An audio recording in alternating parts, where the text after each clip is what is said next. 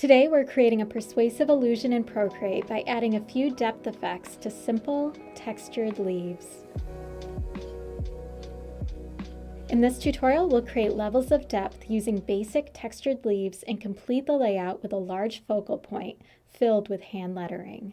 The color palette for this project is free as always. Just hit the link in the video description and you can download and install it. I'm going to start by creating a brand new canvas. I've listed my specs on screen.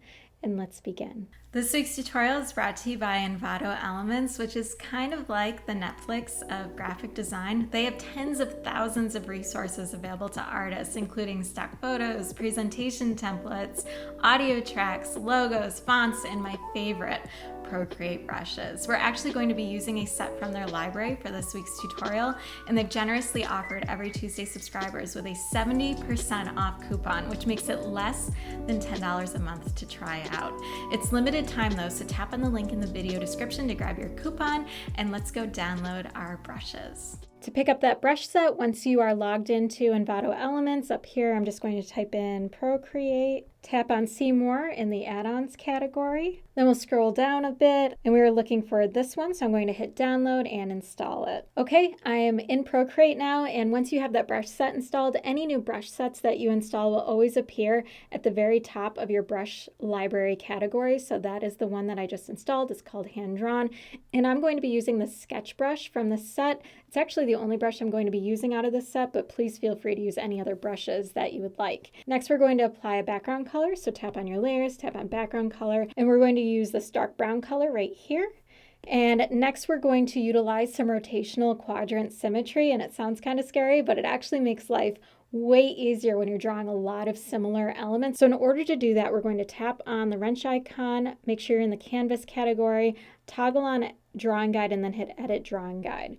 Next down here, you're going to tap on the symmetry category, and let's change the color of this so we can see what's happening. Up here, if you tap on the lighter color in the color bar, it will change the color of your guideline, and then I'm going to also increase the opacity and thickness so you can see it a lot better on screen.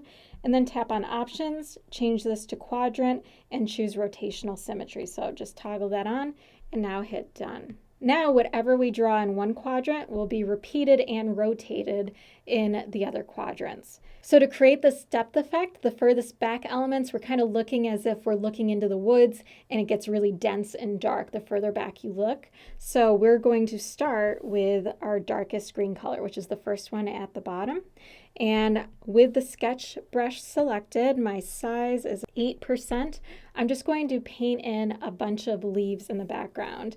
Come up and then paint in some leaves, and you can draw as many as you would like branching off here. I'm just going to do a few and then move on to some others. And you just want to fill it in. It's going to get kind of weird in the center here, but don't worry about that because we're going to put a large circle right in the center to act as a focal point, so it's going to cover up this area that gets funky. So the main thing to focus on is just how pretty you want the outer edges to look. And this is our furthest back area. These elements are going to be noticed a lot less than the other ones, so it's a good way to start. You get comfortable with this before you start drawing elements that really get noticed by the viewer. So that is the first layer of leaves. Now we're going to draw a second layer of leaves, so create a brand new layer. And you can see that this first layer that had the rotational symmetry, the word assisted is on this layer.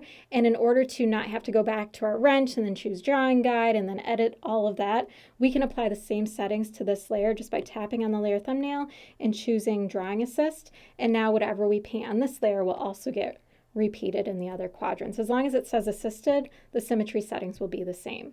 So now we're going to switch to our next lightest color because we're coming forward from the depths of the woods. So I'm going to choose that second color, and now these ones are going to be just a little bit smaller than the leaves that we've already drawn. So we're doing the exact same thing that we just did. We're just a little bit smaller in scale, and the reason for that is we want some variety with our leaves, and because this is becoming brighter and it's getting closer to you, if they're a little bit smaller on top of these larger leaves, they will call more attention to themselves. Okay, you can see it's feeling very full now. And then the last layer of leaves is going to be on the very top, and we're actually not going to apply any more rotational symmetry to our remaining elements. So I'm going to add in, these kind of look like oranges, so I'm going to add in some oranges next. So I'm going to put one color of oranges on one layer and another color of oranges on another layer. And you'll see why in just a minute. So on this first layer, we're going to paint in our darkest oranges. So our darkest oranges will be this last orange up on the top row. And these ones, you're just going to put them randomly wherever you would like. And remember, there's no rotational symmetry here because we don't want things to look too repetitive, especially with our primary elements or elements that are going to call a lot of attention to themselves. It'll look much more original if these ones are just on their own and not repeating. So you can see I'm varying up the scale just slightly on these, and I'm not adding too many. All right, now we're going to create a brand new layer, and we're going to grab the middle orange color. And this one, for some of these, I want them to be right next to the darker orange color, and others I want to be on their own. So I am intentionally making some of these ones touch and other ones just hang out by themselves. I'm also going to crop some of these off of the edges because I think that just further pushes that idea that we're going back into the woods. Now that we have our 2 layers of oranges, we're going to take this first group, the dark oranges, let me label this one dark oranges, and we're going to drag it underneath the second layer of leaves. So right underneath layer 2, that's where we're going to put those. So now we're telling the viewer that these oranges are behind a layer of leaves. So we're already creating depth without adding any shadow. It's all based on layer placement. And we're going to keep these bright colored oranges up at the top. They're only going to be covered by our frontmost leaf layer, which we can paint in right now. So I'm going to come up to the very top, create a brand new layer, and I'm going to grab the lightest green color right here. And for these ones, once again, I'm not using rotational symmetry, but I do want to draw the viewer's attention straight into the center where we're going to have our lettering in that big circle. So for this one, I'm going to paint my largest leaves yet, and this is going to act like a border. So just keep in mind that these ones are going to be the largest as you're drawing them, and it shouldn't take too long then to go all the way around the border. Now we have our border drawn in. We can turn off our guideline. We don't need that anymore, so I'm just going to hit the wrench and toggle off drawing guide. And now we can kind of see how things are looking. And because we have so many similar colors, that's why we're going to start introducing some manual shadows to create that sense of depth and distinction between the different shades of color, since we're using very similar elements. So let's draw in our focal point first, and then all those depth effects will really start coming to life. So I'm going to create this focal point, this main circle that's going to house our lettering underneath this top layer. So I'm going to tap on my layer 4, create a brand new layer, and I'm going to switch to this lightest orange color, the second one on the top row. I'm going to draw a circle, hold it, wait for it to snap, hit edit shape, circle, and now I can fill it in with color and reposition it where I would like it. And if you have down here uniform selected with snapping toggled on, now when I reposition it, I'm going to get those orange crosshairs where my center is, so I know exactly where center is. And I want this to be just a little bit larger because I want these top and bottom leaves to be overlapping the circle, because it's just going to create that much more of a sense of depth here. So I want it to be pretty large.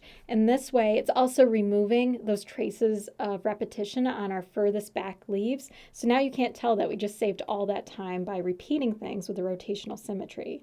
Okay, now let's add some depth to the furthest back leaves. And the way that I'm going to do this, I'm going to leave the first layer without shadow because we have a very dark background and it wouldn't show up very well anyway. But our second layer of leaves is overlapping our darkest oranges and the original leaves, the first layer of leaves. So that's a perfect opportunity to add in some shadows. So if I tap on this layer, tap on the layer thumbnail and choose select, you want to make sure down here it's freehand and add. Make sure color fill is not turned on down here, otherwise things won't work correctly. And then come back to your layers, create a brand new layer. I'm going to select my darkest color, this dark brown color, come back to the layers, tap on the new layer's thumbnail and choose fill layer. Now it's taken whatever was on this layer and filled it with that dark brown on its own layer. So we can just toggle this right underneath that layer, and we're going to apply a Gaussian blur. So I'm going to tap on the magic wand, choose Gaussian blur, layer, and now when we toggle it up, you want to be paying attention to these furthest back leaves because these brighter leaves are going to have a shadow applied as soon as I drag this up. So I'm dragging it up and you can see that shadow appearing now, and we're creating that greater sense of depth. So you can make this as large as you'd like. I think I'm going to come up to about 7% here, and then you can just deselect. Let's zoom out, And you can see how we've got that nice sense of depth now. And I'm going to actually change the blend mode because where it overlaps these darker oranges, I want this to be kind of a brighter color to make them stand out even more. So I'm going to tap on the layer thumbnail and change this to overlay. And you can see how I'm getting that darker orange now where that shadow is. So if I zoom out, you can see this should be applied to most of my dark oranges wherever those leaves are overlapping them. And I just love how that looks. So then the last shadow that we want to apply is on the front layer of leaves. So we're going to do the exact same thing we just did, but I'm going to show you another trick that you can use with shadows.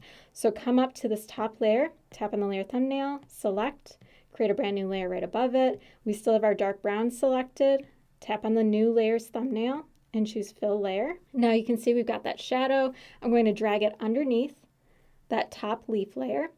And now, instead of just applying the Gaussian blur, I'm going to warp the shadow just slightly. I'm going to select that layer. I'm going to come down here and choose warp.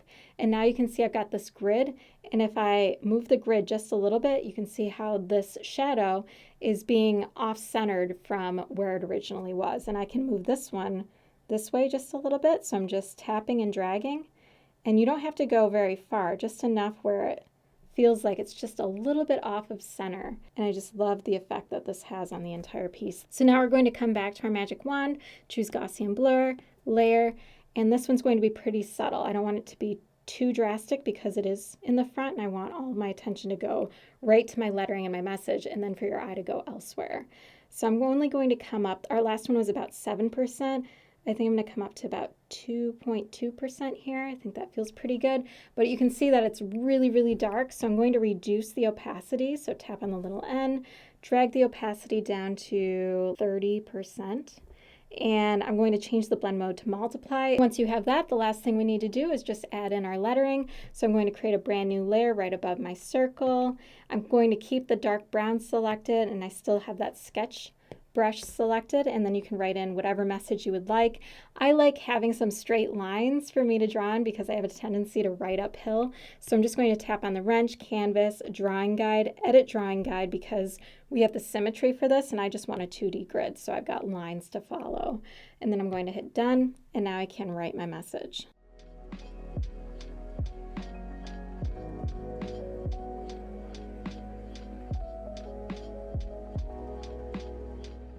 If you enjoyed this tutorial, please hit the like button, subscribe, and I will see you next week.